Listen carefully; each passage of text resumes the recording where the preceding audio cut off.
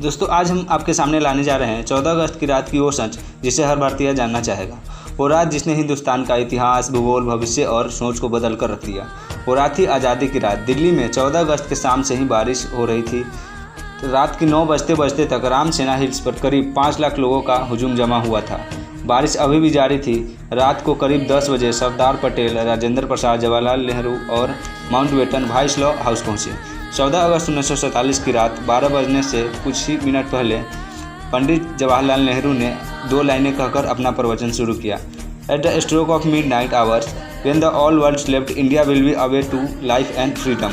जल्द ही 12 बजे और 15 अगस्त का दिन भारत के लिए खुशियाँ लाई, क्योंककि 190 साल बाद ब्रिटिश के गुलाम से इंडिया आज़ाद हुआ। लेकिन खुशियों के साथ उतना ही गम था। भारत ने 3,46,738 स्क्वायर किलोमीटर का पूरा विस्तार एरिया खो दिया और साथ में 8 करोड़ 15 लाख व्यक्ति एक ही रात में गंवा दिए।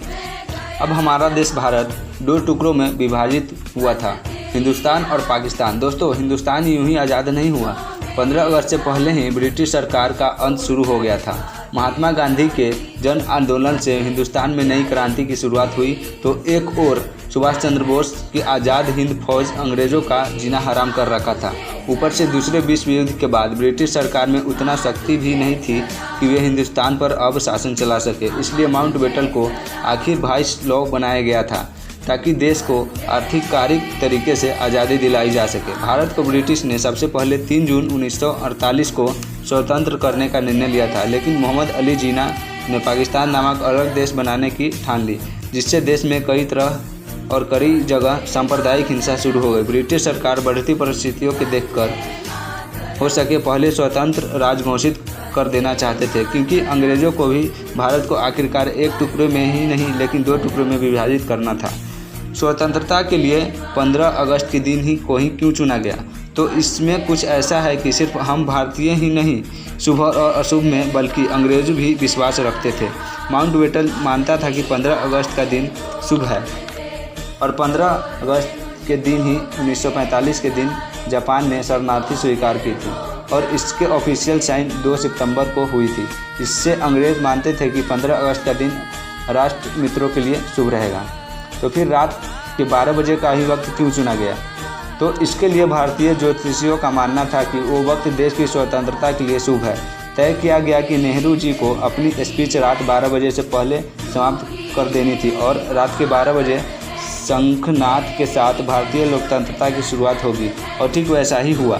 15 अगस्त की सुबह 8:30 पर पंडित नेहरू ने कैबिनेट के पद और गोपनीयता की शपथ ली। रात की लगातार बारिश के बाद सुबह आकाश बहुत साफ था। लोग बेसब्री से इंतजार कर रहे थे आज़ाद भारत के तिरंगे को आज़ाद आंखों से देखने के लिए। आज़ाद भारत के तिरंगे को सबसे पहले जवाहरलाल नेहरू ने रात को 12 बजे पार्लियामेंट में फहरा लिए थे, और दूसरी बार सुबह 9 बजे भव्य राष्ट्रध्वज को जनता के सामने ब्रिटिश राष्ट्रध्वज को उतारकर तिरंगा को लहराया गया। देशवासियों की आंखों में खुशी के आंसू थे। आज़ादी के बाद 15 अगस्त के दिन ही अंग्रेज़ों ने देश नहीं छोड़ा। आज़ाद भारत के कुछ आलाकार सिपाहियों अंग्रेज़ के ही रहे।